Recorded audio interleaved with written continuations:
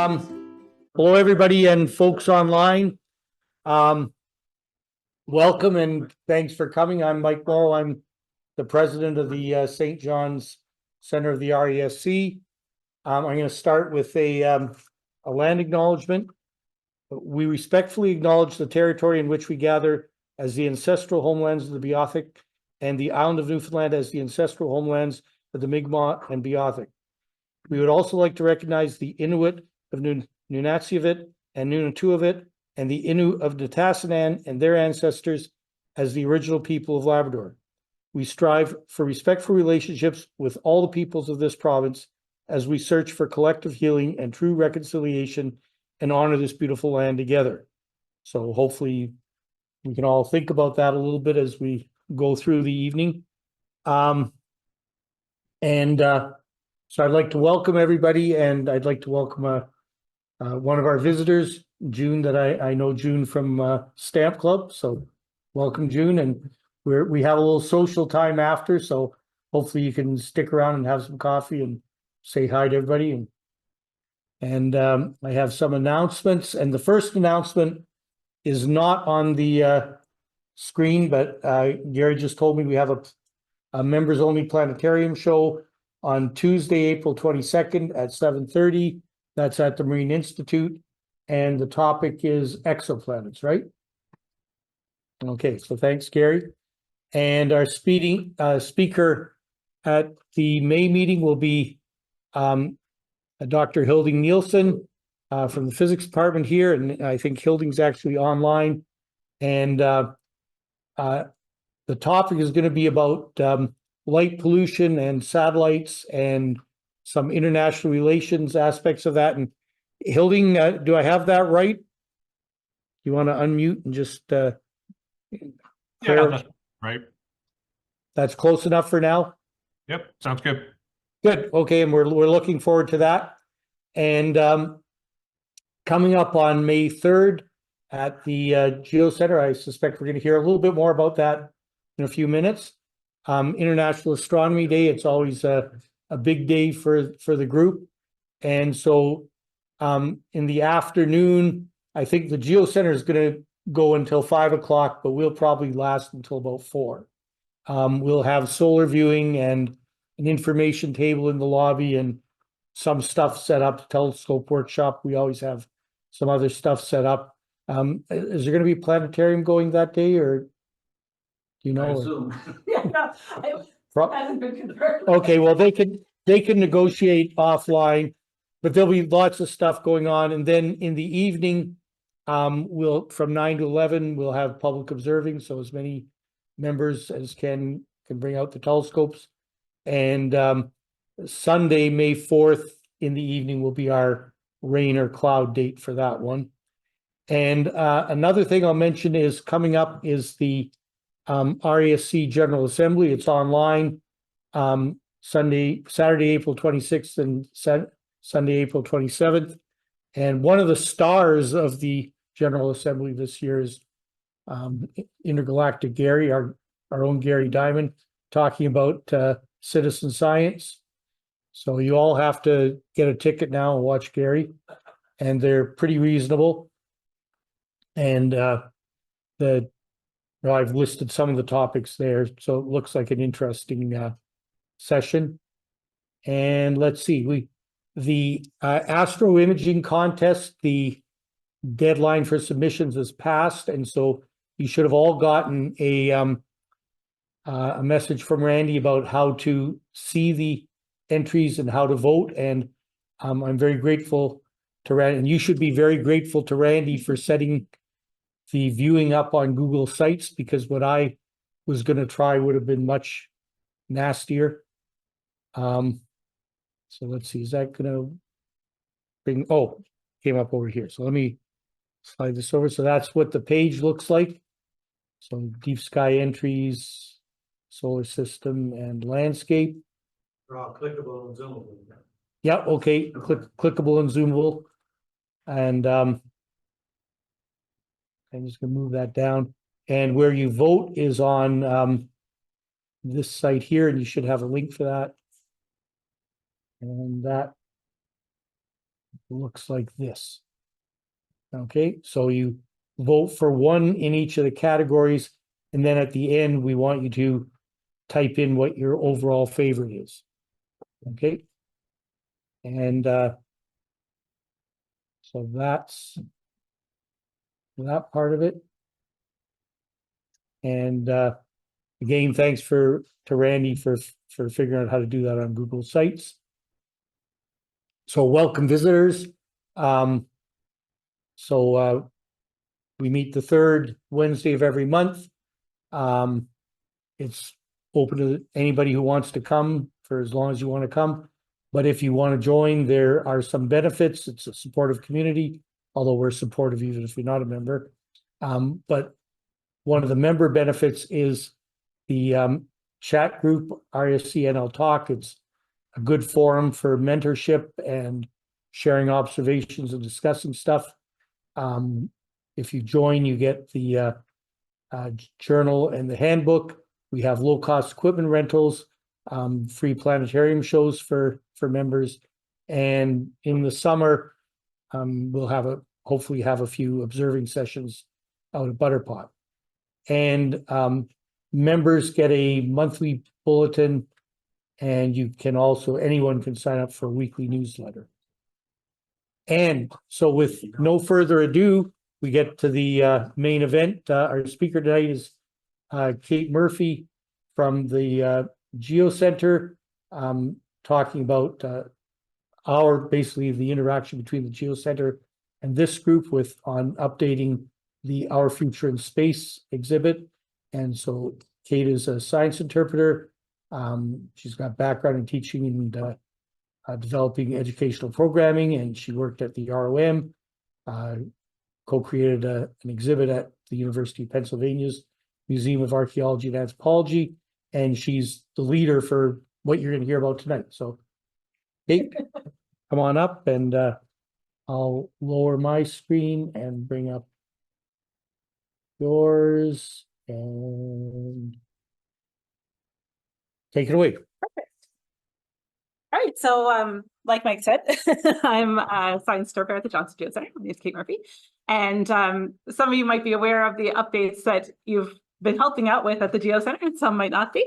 So I'm going to talk all about them today, and even get into some of the finer details about the funding and all this sort of stuff that might be a bit of a snooze, but we're going to go A to Z on this.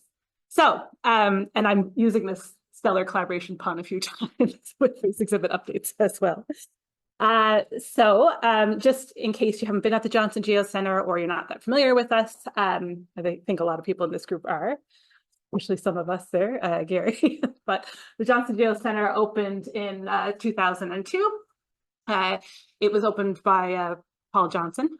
He was the one, the driving force behind the Geo Centre, chose what it was all going to be about. He wanted to showcase Newfoundland's geology because it was pretty unique and special, and he wanted to sort of show it off to the world. We've also got, my picture here of our reception hall with planets in it, right? So there's always been sort of this link to space, the Geo Centre as well. We have a goal of becoming the provincial science centre nowadays. There was the Newfoundland Science Centre way back in the day. They've been closed down for a while now.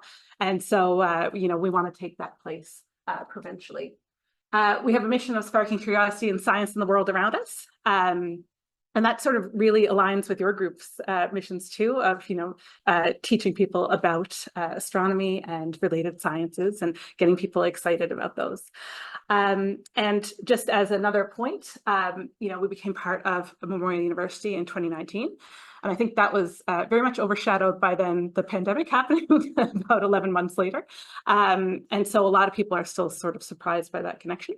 And so that's been another goal of ours in recent years, to really solidify that relationship and to make people more aware of it, both outside of the university and inside it as well, and to be a space where, we can communicate about the research going on at Memorial in the public sphere. So, again, if you're not familiar, I've put up a map of our galleries here. So we have some smaller galleries off of our reception hall. That's where all the planets were. And then we've got this large main gallery here. we've got a couple of sections. I guess I should be using the cursor here maybe and pointing to the slide, or maybe not. But anyway, I'll just gesture with my hands. Oh, yes, perfect. So yeah, so then we have our main gallery here. And it concentrates on geology in general and then geology of our province. And right towards the back, we have this exhibit on our future in space. And so this exhibit was last updated in 2013. And we have an exhibit that's called Our Future in Space.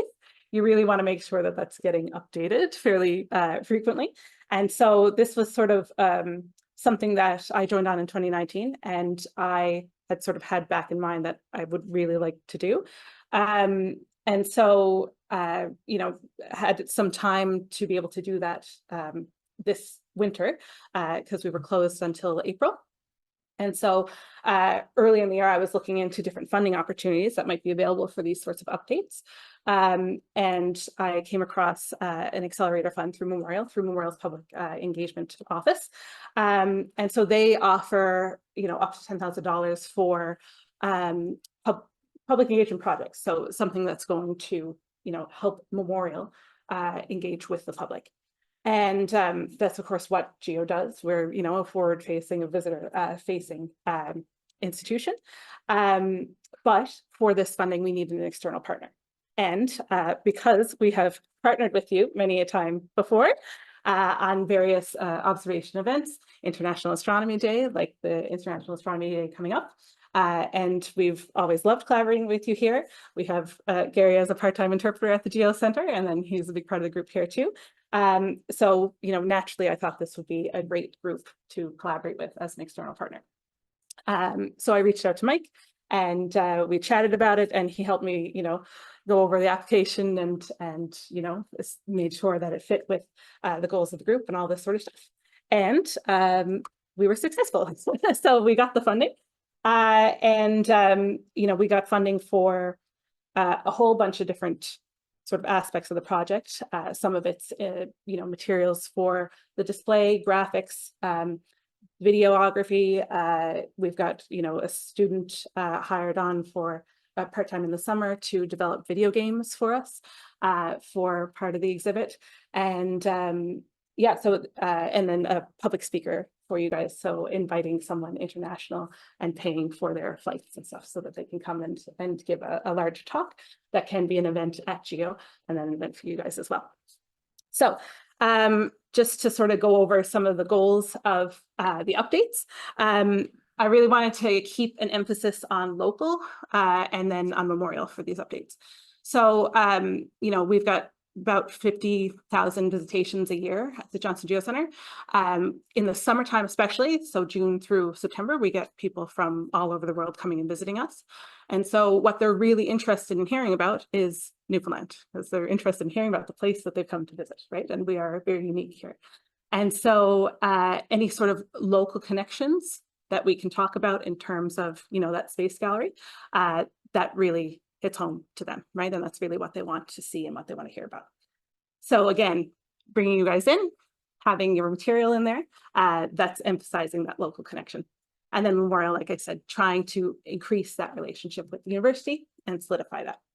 Again, second point, same sort of thing, strengthening our partnerships with you guys here and with Memorial University. And I've got my arrow here pointing at this beautiful antique brass telescope, because when Mike and I were chatting about, what we could do with this funding and what sort of updates we could do, he mentioned that you have the Ruth Northcott telescope in your group.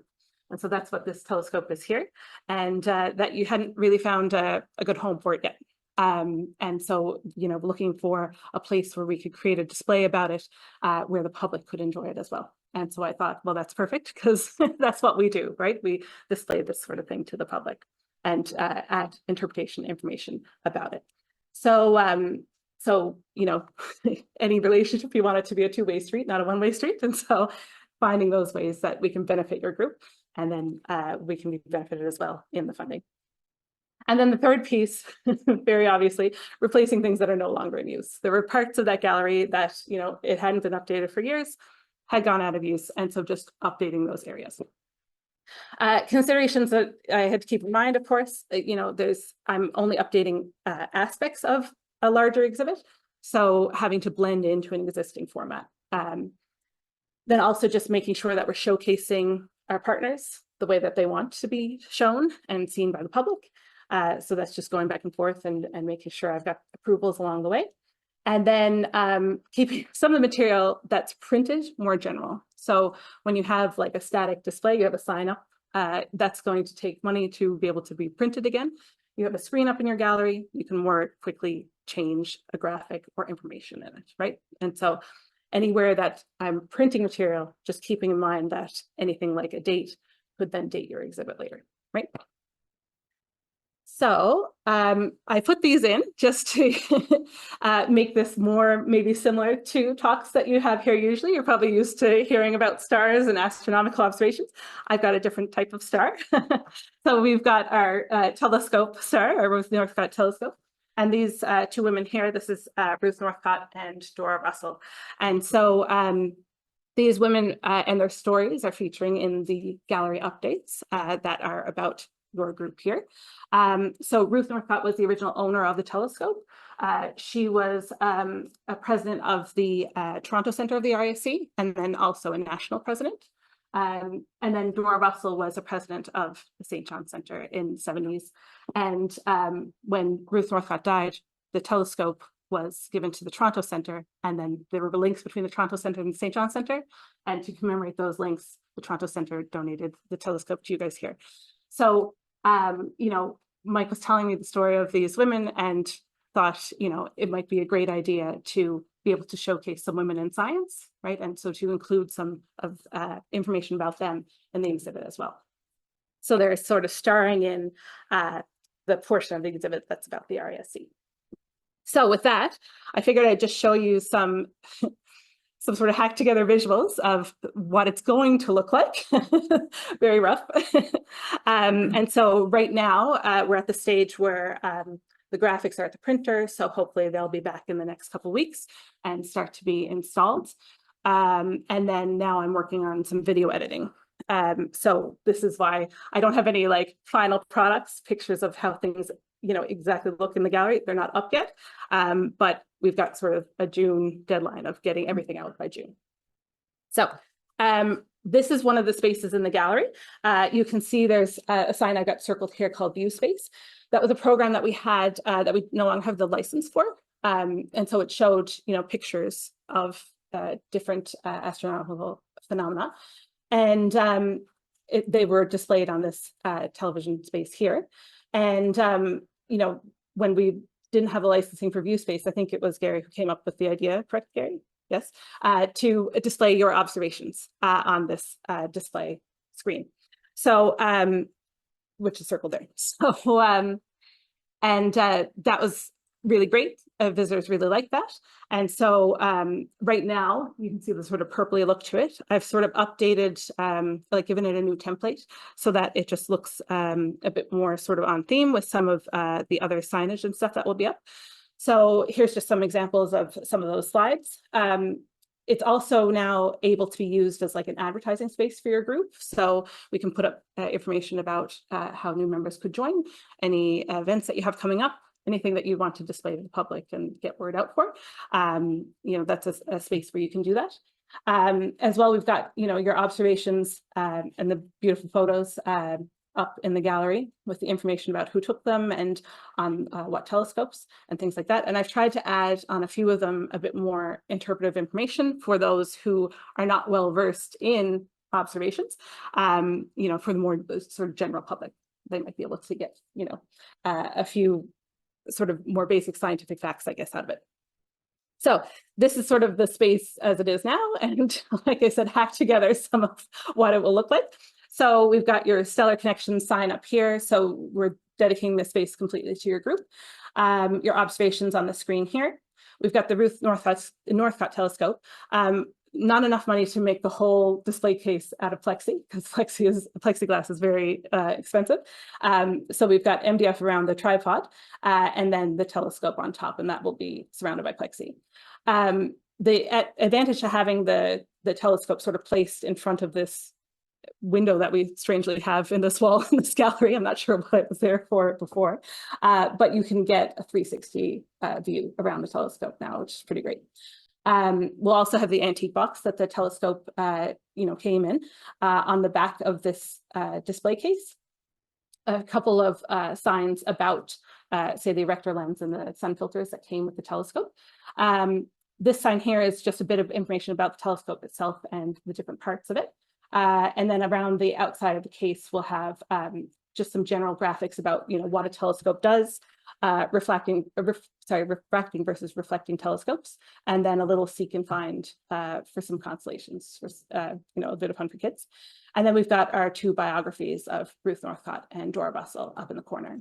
I also have a little section just about, the journey of the telescope, I guess, between Ruth and Dora, and then Dr. Anna O'Grady, I think, who probably spoke to your group as well as at the Geo Centre last year. She was actually photographed with this telescope for the Gazette when she was in her undergrad. So a little blurb about her too, again, focusing on contributions of female scientists. So that's sort of the RASC section. And then we've got actually this one little addition I'm hoping to get up. We want to move this console here in the brown from this wall to this wall over here. And because Ruth Northcott, a lot of her research was about the spectroscopy of binary stars, we thought it would be really cool to sort of make a little spectroscope of our own. So Andrew Badcock, who's one of our exhibits team, he's sort of rigged one up with a viewing box and a couple of little buttons, so you can toggle between different lights and then see the spectrums that are produced. So hoping we can get that out on time too.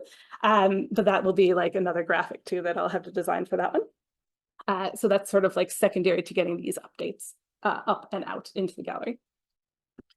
So this is another section that we're updating. So we have a sort of little theater towards the back of our Future in Space. And I got it circled. You might not be able to see it from there, but it says Mars 2020 rover coming 2020. So again, this is like where you end up dating yourself if you're not careful with different media that you use in a gallery. So we've got this video that's actually about the Curiosity rover. And so, this is a space where, I figured we could use it for an update and create some videos of our own, because that's another nice thing when you get some money like this, that, you don't have to just use the free materials that are out from NASA and CSA. Let's produce our own content, right, and highlight that. And this is where, actually, in Hilding's in this part here. So Hilding, I wasn't focusing on this part because I wanted to focus on the RASC first, but I've actually interviewed 6 different researchers at Memorial University about their research that's about space. So Dr. Hilding Nielsen, Dr. Terence Tricot, Dr. Liam Morrissey, Dr. Penny Morrill, Dr. Svetlana Barkanova, and Dr. Ivan Booth. And so what I wanted to do was just create video content where they could talk about their research and sort of give them exposure to the public. And again, emphasize, what cool stuff that we're doing here in St. John's or Corner Brook for Svetlana Barkanova, she's out in Grenville, but locally in Newfoundland, and, the impacts on sort of a wider global scene of their work. And just, have this as an opportunity to get their work out there to the public.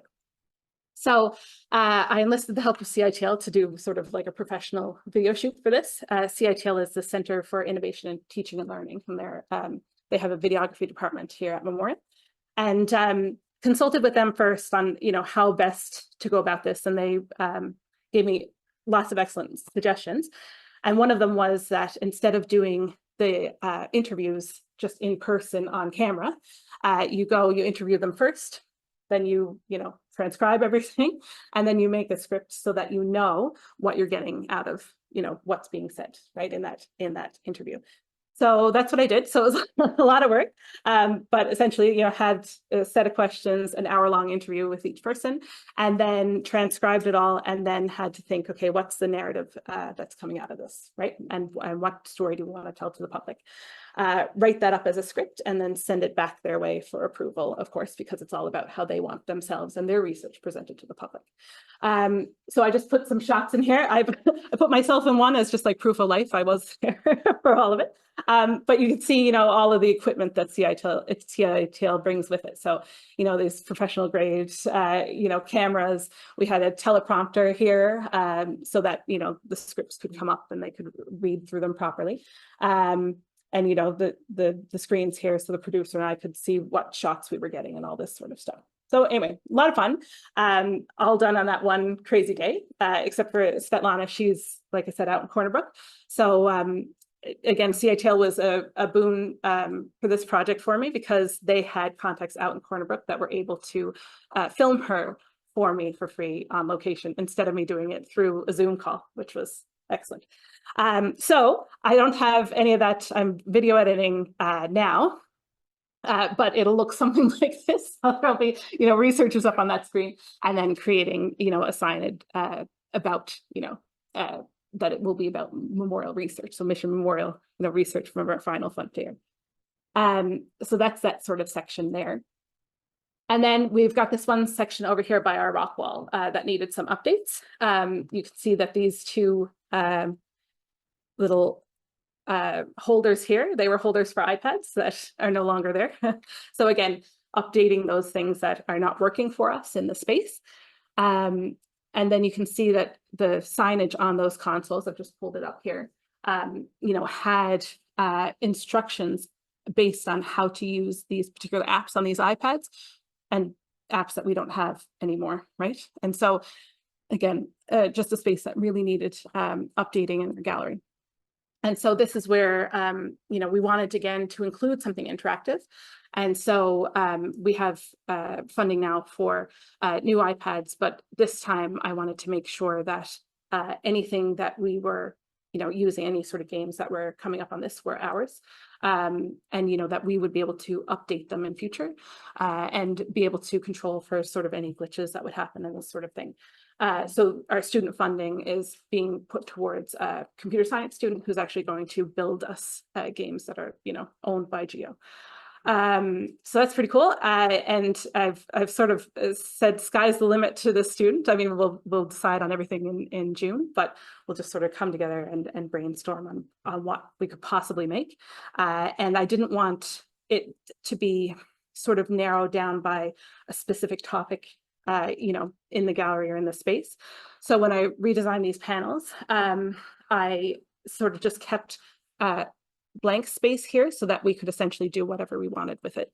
Again, not wanting to tie anything into that static signage, so that, I could change out what was on those iPads and not worry about anything printed around it. Decided to keep the information about, or some information about the moon there, added some more in just, labeling different parts, because to the right of this panel, there is a panel about Mistaston Lake crater being an analog of the lunar surface. So again, just trying to tie it into that part of the gallery, but not to the specific iPads that were there. And I just used picture of the cosmic cliffs here just because it's beautiful. And I just wanted a large picture to splash over the entire console so that there was space for, an iPad or maybe even more in future if we were able to get more funding. And two, because this section is about sort of comparative planetology, I like the fact that that looked like an environment on Earth, but was in space, when we're talking about, in that section of the gallery, environments on Earth that look like ones in space. So it was sort of like a cute little turnaround. And so those will be there with the iPads, and then the relevant information to our rock wall, which was about ripple marks and how they're created in rock, will then be put on the wall so that it's still there and accessible, because that was sort of locally based information. And so with that, I've mentioned to Mike, I put some of the upcoming events that he mentioned earlier into the slideshow as well. So we have our International Astronomy Day coming up. So our activities do just run 10 to 4, but we are open from 9:30 to 5 that day. And And so Mike already mentioned the activities that the RASC will be doing, but also we'll be running scavenger hunts, themed crafts. We've got our solar telescopes, beanbag tosses, and I think we promised to show off some of the updates. So let's hope that some of them are printed and out on the floor by then. That's a fingers crossed sort of situation. And then we've got our update reveal coming up, hopefully again, June 3rd. And I'm hoping that, and Hilding's here, so I could even ask him on camera, but we're hoping to get some of the researchers that I interviewed that might be able to come along to this. We've got Dr. Susan Redmond. She would be the speaker that we've had funding for to invite, right, internationally in for us to give a talk to everyone. And it works out really well, actually, because she did her undergrad here at Memorial. So there's still that sort of local emphasis there too. So with that, I'd just like to say thank you very much for both inviting me here today, but also just for like in collaborating with me on these updates. It's amazing. So thank you very much. And we can chat about it. Thank you very much, Kate. Yeah, no worries. I knew some of that, but some of that was new. That looks really, really exciting. Yeah. Sure, Kate will take a few questions Where- or online. Okay, well, if not, There's one comment. what's that? Was it? There is one comment there. Yeah. Oh, what's, You may It's a have- very different talk than normal, so like. oh, will there be a life-size animatronic Gary Oh, Diamond? too bad. Yeah, that wasn't in the funding. If David, if you can give me funding for it, maybe we can make that happen. You're one thing, one really interesting would be to have a rover, like a Martian surface and a rover, Right. and kids could come in and control, like, you know, have. Well, I think you've got that, don't you? Huh? We've got some little robots and stuff that we use with rovers, and we do a little game for it, and stuff like that, but we don't have like a big, like out in the gallery. Yeah. Dennis, who's one of our exhibit guys, he's very, very keen on like, oh, don't touch the thing, because you're gonna break it. You know, he's always locking stuff down. The kids love it, Yeah, and so, but it would be a lot of fun, yes, yeah, right. That was something that I floated. It's like a sandbox, almost like, you know, it's Martian. Yeah, exactly. Somewhere in the corner, like, and then have a control. Like a death match cage or something. Yeah. Yeah. So that video stuff looks like a huge amount of work. Yeah, it's, and I originally, I think I said, oh, CI-Tail can video edit for me and stuff, and they said, oh, well, if they're doing the video editing, the videos can only be 2 or 3 minutes. They have to be really short, and we wouldn't be able to put B-roll in and all this sort of stuff. And I said, fine, I'll do it myself. So I'm taking it all on myself. And one thing I didn't mention, but is worth mentioning, just in terms of accessibility. You know, we've all the other videos that are out, like they don't actually have captions on them right now. And so that's like one of the things that I'm making sure that I do with this, of just keeping those sorts of things in mind too. So having like subtitles right throughout the videos and that sort of thing, Okay, which is great because I have those scripts, so I can make them into captions. yeah, so what Kate was saying was for accessibility, there Oh, was sorry. subtitles. Thanks. I haven't talked to the So online. we've got another question from Robert. I wonder if you guys might entertain an all-sky meteor camera on your roof. Well, that'd be cool. We've got the Yeah, all-sky camera expert. yeah. So, Yeah, I mean, I think a lot of stuff is, you know, all about the money and, you know, can we find funding for it and stuff like that. We had a weather station on our roof, but I think that one it's now non-functional, or at least the connection to it is right on the screen. But yeah, like happy to have new gear and stuff like that. We just have to figure out how to fund it. Yeah. and I liked your picture at the beginning with the Geo Center and the beautiful blue sky, and I'm Yeah. thinking, how many times have I been up there for solar viewing? And a Very great quick. guy. Yeah, And- exactly. I didn't know that you had blue sky up No, there, but exactly. I think it's very rare. That's a TripAdvisor photo. So someone obviously like someday in the past got that one photo. That's used for Anyways. everything else. anyways, Yeah. I think we're really happy that you started this project. Yeah, and yeah. It's really exciting to see how far it's come along. I mean, that's only been a couple months. That's Yeah, well, see, an amazing amount of work. that was one of the attractions of the Accelerator Fund, is that, you know, it was a very quick turnaround in terms of the application was due at like end of January, and then by middle of February, you found out if you had the funding. So then like, then it was hit the ground running of, okay, we've got it mid-February now, what, let's get all this out, because I want to have it out, like I said, before June. We're hosting the Canadian Association of Science Centers. They have an annual conference across somewhere around Canada, and this year it's being hosted by the Geo Centre. It's in St. John's, so really want it out for then too, and so when that audience comes through, right, being able to have them see it. Great. Well, Kate, thank you very much. And we have a. You. No.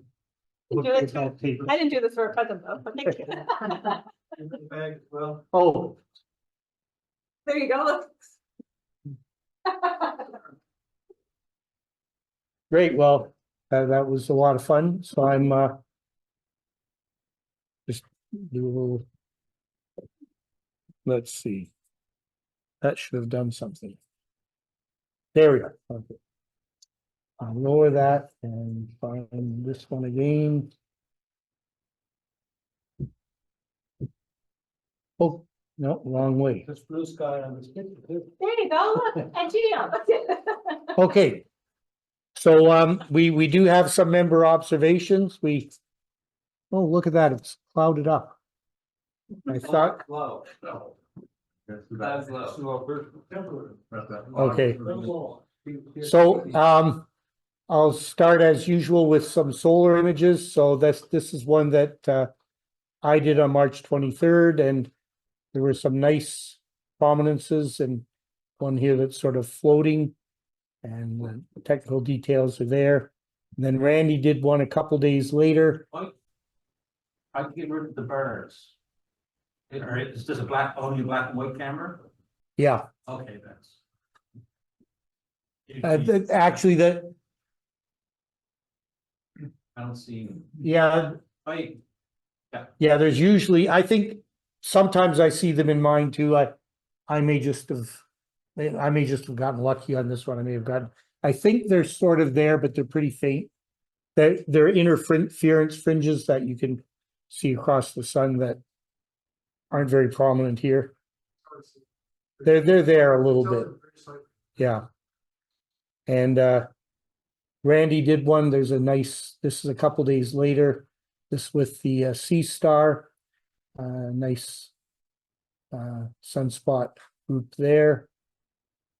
And Chris, and this is also with a Coronado. This was just a couple days ago, right? It's The center has a PhD. Yeah. And this one is AR4055. That's what you were referring to? Yeah. Space weather was making a lot of noise about it being a potential X flare. Okay. Is that why we're getting auroras now, or? The CME hit, a coronal mass ejection hit, and the start of geomagnetic storm. It was G3 when I was driving here tonight. I'm not sure it came from that. Oh, okay. It may be too far over, but nice texture and, I think it is from that. okay. It's a wet response. And some nice filaments.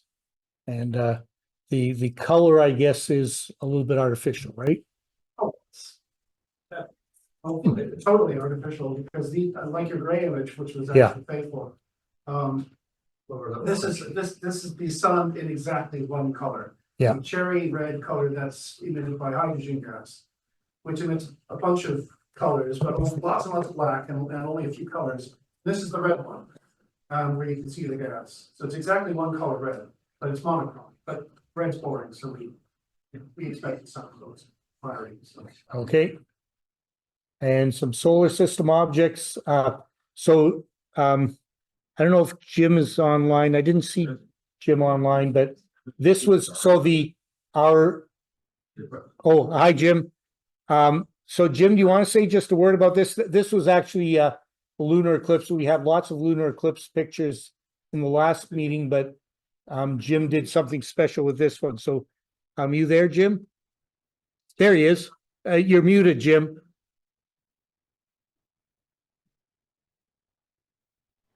Well, how's that? That's better. Okay. Yeah, this is a, There's Jim. go back one slide. There we go. This picture is was taken over a period of, I think, a couple of weeks. The lunar eclipse shot was taken on the night of the eclipse, of course. And what I wanted to do was to get the star field that corresponded to exactly that configuration of the moon.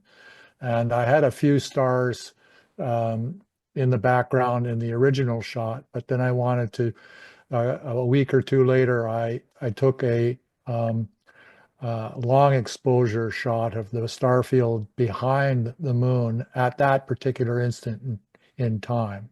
So that was a project that took a couple of weeks to do. And this is the result. The lunar eclipse with suspended against what we might see as the star field behind it. Great. Okay. Thanks a lot, Jim. That's quite a lovely image. And let's see what's next here. So I did a shot of the moon. That may have been a night when I was trying to do something else, but there were clouds. And so that's a couple weeks ago. Then Robert did one a couple days after that. So from a waxing crescent to a waxing gibbous phase. And then Randy. So the significance here is the time. So Randy was trying to see the comet a few days ago, and he did get a lovely shot of the moon, but not the comet. And waiting for it to come up. So, but good on Randy for being up at that time in the morning. And I did one on the weekend.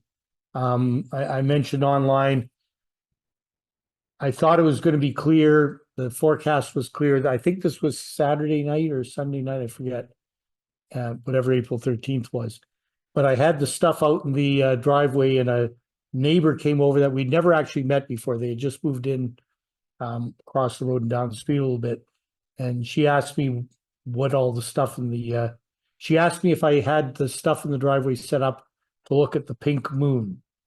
And I said, well, not really. But I said, if you come by it after it gets dark, I'll show you what I'm doing. And by then it was cloudy enough, even though the forecast had said it was going to be clear, it was cloudy enough that the only thing I could look at was the moon. So her and her husband and her son looked at the moon with me. And so a full moon, you don't see a lot of detail because there's no shadows, but that's what that is. And then Cynthia this morning, just before sunrise, got Venus. So I think that's maybe our first morning Venus shot of the season. And Randy also again, when he was up at Signal Hill, I guess, right? No, this year. Right, yeah, I forget what it's called, but yeah. So this is supposed to be Vesta, but I'm not sure which one. Do you know which one was Vesta? Okay, so Vesta, I had a look and tried to figure it out, but I couldn't quite figure out where it was in there either. But Vesta must be in there somewhere. And so Bernard got a shot of, and Bernard I think is online. He got a shot of the comet, and we're going to see another shot in a minute of it's an early morning, because that's why Randy was up at 4 o'clock. See 2025 F2 Swan. Bernard's out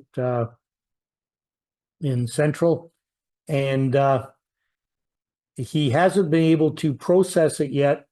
And I tried to have a look at it and I couldn't, but he did send us a video. So we'll see if this comes up on the screen. This is a screenshot. There's the comet there. And one of the reasons it's hard to process, you'll see when you see the video. Okay. Oh.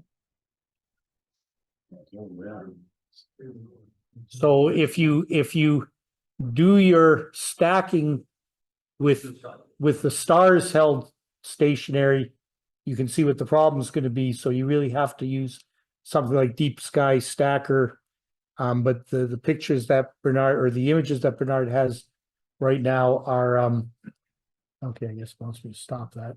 See your elapsed time. So Bernard, are you online, Bernard? Yes, Mike. Yep, I'm here. So the question was, how long was that video in actual time? Well, 30 seconds exposure I was doing there. So every one of them, I guess, was 30 seconds. Every time she moved, I had them in consecutive order. So I guess how many shots was there? Like it was probably about 20 or 30, I guess. And so that was probably, yeah, that was only about let's see, if it was 20, it was only 10 minutes. So Yeah, that's amazing. maybe it was a little longer than that, but it wasn't No, real long. I think that's about right. Yeah. And yeah, so that's a lot of motion in 10 minutes. So the images that Bernard had were in the Pix Insight format, and I don't have any way to deal with that. So hopefully at some point you can figure out a way to stack that with referencing the comet rather than the stars, and we can see. But it's quite an impressive, it's a very impressive video seeing it like this. So thanks a lot, Bernard. Yeah. I was just going to say the next step after this was to remove the stars and just have the comet stationary. But the issue I was having was when I removed the stars, I removed most of the comet too. And I did try a mask on it and that sort of thing, but still never worked out that good. Not yet, anyway. Yep. So yeah, if you can convert those images to TIFF or something like that, then Deep Sky Stacker will do it. You can actually, each image you click on the comet and then it will do the stacking based on that. So something to maybe give a try to. Okay, thanks, Bernard. Okay. And John, I did 2 images here. So this was, where did you do this one from, John? Oh, from Signal Hill. So you can see that, I don't know if it shows up on there. I mean, the tail is enormous. You can see it on here, all the way up here. And then this one's more processed, but I don't know, this one, I think you can actually see the tail a little bit better. So, and again, the sea stars are amazing. This is 3 minutes and you can see a comet. So that's pretty impressive. Okay, and we had when Randy was up. Oh no, this was the morning of the. Well, this is actually the day, a week before the eclipse. Remember our eclipse. So Randy was doing due diligence and went and did framing shots and sort of looking at the sun coming up from Signal Hill and looking for the green flash, but I don't see green flash there. But and he was also doing framing shots from the Geo Centre to find out when the sun would come over the rocks there. And so it was excellent preparation, but that's what we saw. So there's our eclipse shot for this year. So thanks for that, Jamie. And then we have a few deep sky objects. We have one of the Veil Nebula. So just to orient you, here's Cygnus, the swan. So the wings, that's the back end, and that's Albireo at the head of the swan. And then down here is the Veil Nebula, which is a supernova remnant. So star much bigger than the sun, exploded about when it ran out of sort of went through several cycles of running out of fuel in the core. Eventually it couldn't support itself. It collapses, a core collapse supernova 10 to 20,000 years ago.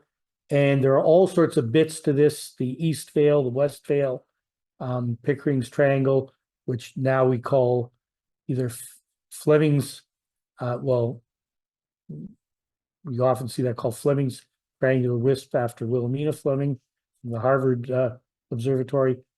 And so zooming in a little bit more, here it is. And the Western Veil now is often called the filamentary nebula. And so Randy got that also at 4 a.m. So there it is there. It's not an easy object, so that's pretty impressive after 10 minutes with the sea star. And Jim, I'll maybe ask Jim to get ready to come on again, because this is an object we don't see very often, the Cat's Eye Nebula. And I was actually reading something about that today, and the structure you're going to see around the outside, which may be a little hard to see in this picture, is a bit unusual. It's only about 3,300 light years away. It's the first planetary nebula that was studied spectroscopically. I spelled gaseous wrong. And the central star is a Wolf-Rayet star, which is a star that's normally in a planetary nebula. It's a white dwarf, but so this isn't quite this is not our normal kind of planetary nebula.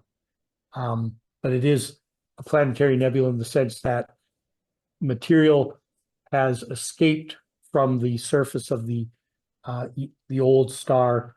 And so there it is. And oh, actually that shows up pretty well on this screen. So what a lovely object. Do you want to say a few words about that one, Jim? Sure. These are long exposures. These were 5-minute exposures, and I was trying to get that very faint nebulosity that you see there, like a bicycle scope type wheel effect, and that is very, very faint. The spectacular Cat's Eye Nebula itself is blown out in this particular image, but with a more powerful telescope, there's a lot more detail. Is that some of this stuff here? No, that's the very center that looks like a star. That's it's a blob of light in the center of the. Okay, right so there. that's the Cat's Eye in there. That's the Cat's Eye, and it's completely blown out, and all we're seeing is the outside nebulosity from the planetary nebula. But I think what may be very exciting is to go back and revisit the with a much higher power telescope with a lot longer focal length to zero in on that, or Google it and see what the Hubble Space Telescope shows you for that Cat's Eye Nebula. We're happy seeing your stuff. Well, it's a particularly spectacular planetary nebula, and it's certainly worthy of a lot more study. Yep, very nice. Thanks a lot, Jim. Okay, and so Randy also had a look for T Corona Borealis, and that hasn't. So T Corona Borealis is predicted to go nova, but now they're sort of saying that there are particular dates when it's more likely to do it. But it should be soon. It's sort of an 80-year cycle. That's on which paper you read. Yeah. Either way, it's this year something. Yeah, so it should be in here, and it's not a naked eye star now, and it'll be just a little more than a naked eye star when it goes, but it's still. About the same brightness as Polaris. Yeah. Okay, so that's. Alphecta, the brightest star in Corona Borealis. It'll have 2 gems instead of 1. Yep. And so Randy had a shot at that, and so that's in here somewhere. And again, I had a look, but I didn't pick out where it is. But the again, the impressive thing is that it was done at 4 a.m. So doesn't take much to impress you. Okay, so we have a few contributions from around the Big Dipper. So I'll start at this end. So M101, the Pinwheel Galaxy, Spiral Galaxy, it's 70% bigger than the Milky Way, or at least in diameter. Lots of star forming regions.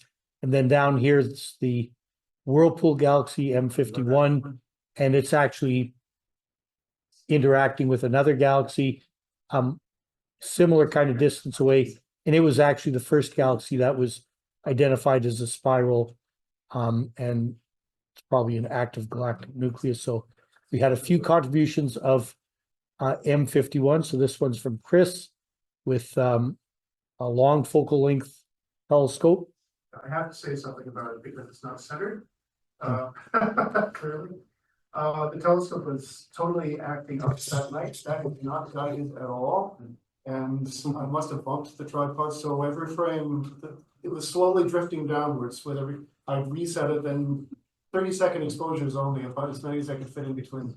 It's cloudy as well. Everything went wrong. Okay, So the exposures the few exposures that were sharp that I could add up were all drifted down the frame of them. okay.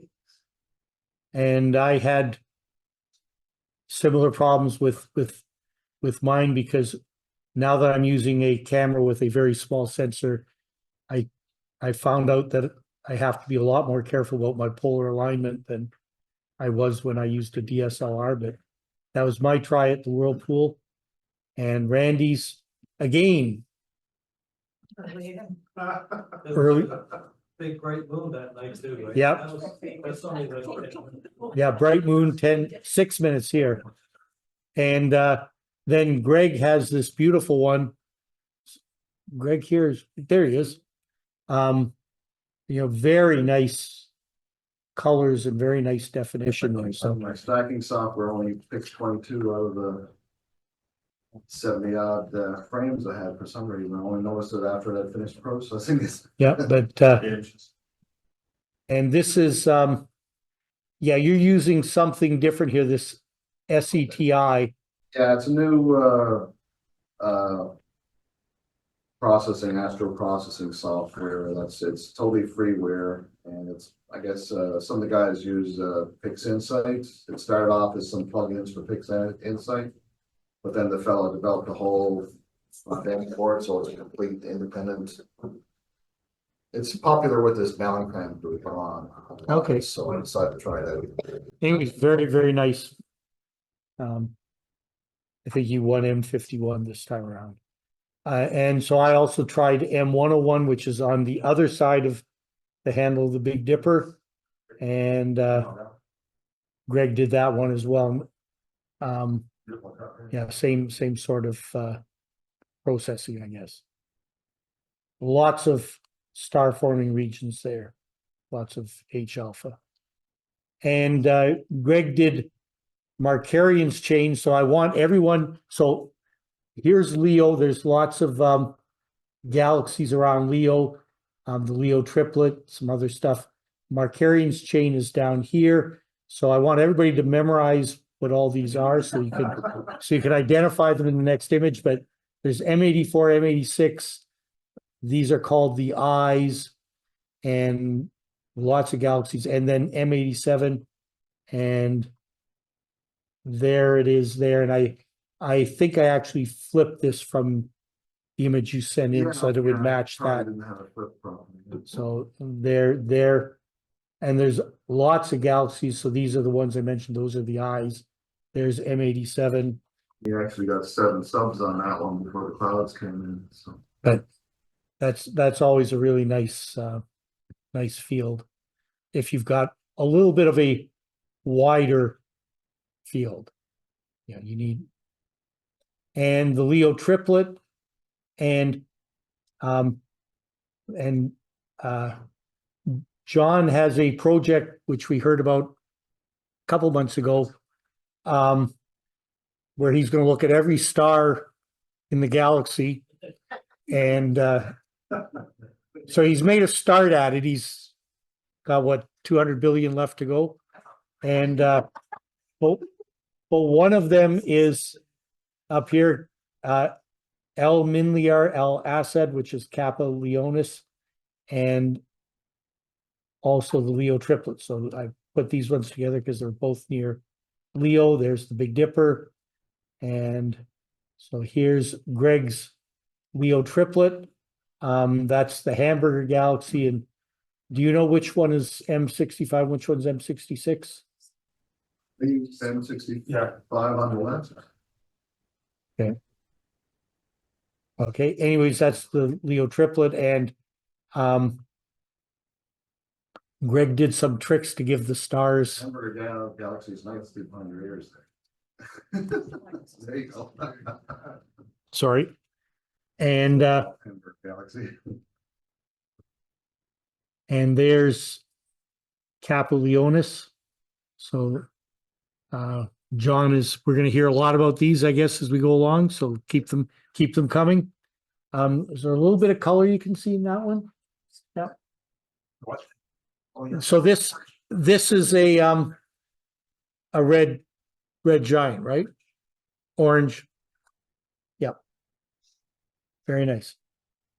And then still with Big Dipper, but at the other end, M81 and M82, the Bode Galaxy and the Cigar Galaxy, both about 12 million light years away, but they look different. M81 is a spiral galaxy. M82 has a really nice red hydrogen alpha thing going on in the middle. A lot of star formation there. So there was my try at M81. And Greg's try, not a try, that's a success at M81. And then Greg also did the Cigar Galaxy, and you can really see the the hydrogen alpha stuff going on there in the middle. That is hydrogen alpha, right? Quite a.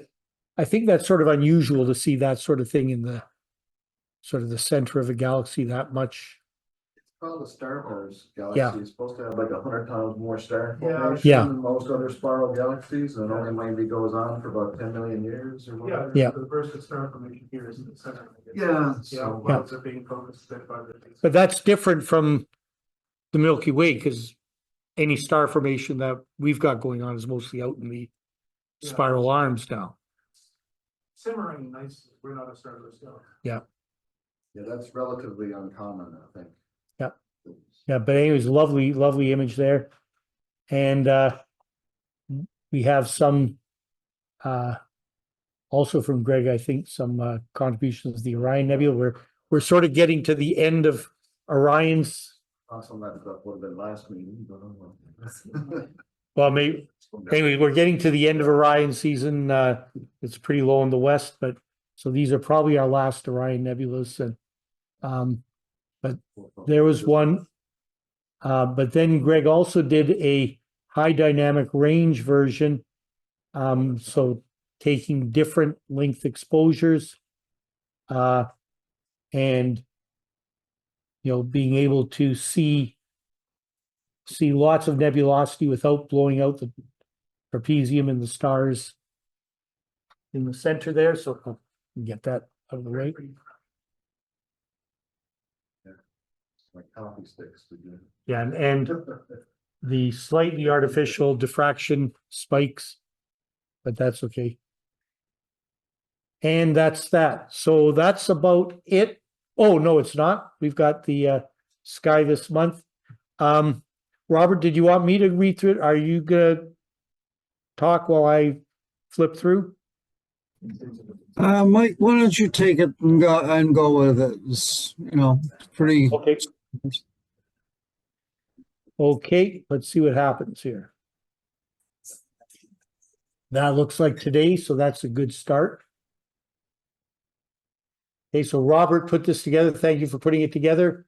So it starts with the Robert used to put the Greek word for day-night cycle, which was unpronounceable. It was, yeah, I'm not even gonna try. Anyways, day-night cycle's easier, so we're getting into longer daylight, which is okay if you like daylight. So up to almost 14 hours. This is the sun today, so there's a few sunspots. The planets, we saw that Venus is up in the morning, sets, so it's up all day, but you have to get up pretty early to see it. Mercury's probably, with the sunrise, is probably impossible to see right now. Mars is still up there in the evening. Jupiter is still up there in the evening. They're both Jupiter's getting way over to the west. Saturn's pretty much gone now. But I guess it will start becoming a morning object. Uranus is pretty much all just up in the daytime. Neptune and Pluto are hard to find anyways. Should mention just quickly about Saturn there, Mike. I think I saw a few days ago on Space Weather, some intrepid astrophotographers put Saturn in broad daylight in late March when it was edge on, so you could not see rings. So somebody did get that in my airport. I think it was, no, it's just blue sky. So Chris is saying somebody did photograph Saturn in the daytime and got the edge on shot. Space Weather, it's one of those.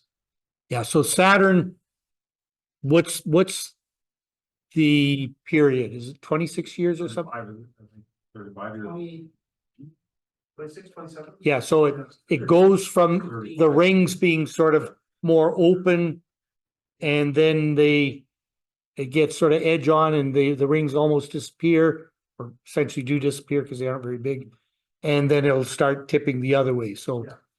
So Saturn, of course, is not tipping, but as it goes around the sun, and as we go around the sun, yeah, we end up going through a spring plane. Well, it's sort of, anyway, I need more coffee. But yeah, about twice a cycle, we get Yeah. Saturn with big touch with the rings. And this, because Saturn was basically a solar conjunction, at that same time, it was a dangerous observation, and it says, warning, don't ever do this, don't put your telescope anywhere near the sun during broad daylight, but he did, and he got a picture. Check it out. okay. So the moon right now is I don't think that's not right. I don't think the moon is 18 days. Yeah, okay. But it's yeah, maybe it's like, yeah, because I guess on the weekend it was a full moon. So yeah. So the new moon was, yep, that works. Okay. That is right. Okay. Sorry, Robert. Yes. I had a question from someone as to why Easter wasn't last Sunday.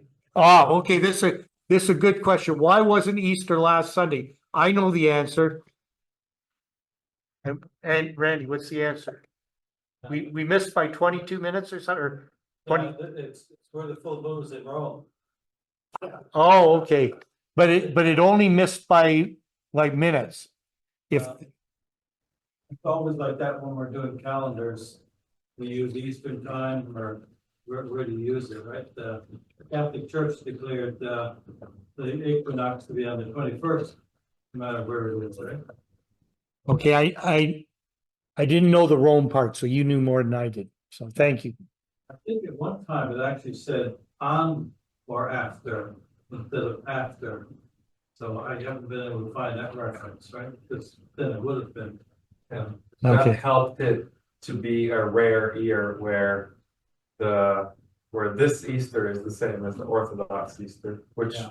I observed and noted that for the first time in a very long time, they're You get on the more same. eggs that way? Yes. Okay. Okay, so comets, we've just seen that our new comet is C2025 F2 Swan. It's still not very bright, but it can be seen with a telescope, and you can get pictures of it, but it's still pretty close to the horizon. Is it going to get any better? Wait till May. Okay, so May, that'll be after it goes around. Yeah, it'll be. Yeah. Okay, and these other ones are pretty faint. So that's the one to watch for right now. So it's probably going to be going around the sun pretty soon now. Yeah. Okay. Asteroids, Vesta, saw that Randy had a shot at Vesta. The other ones are also pretty faint. So Robert, so you can get this online at the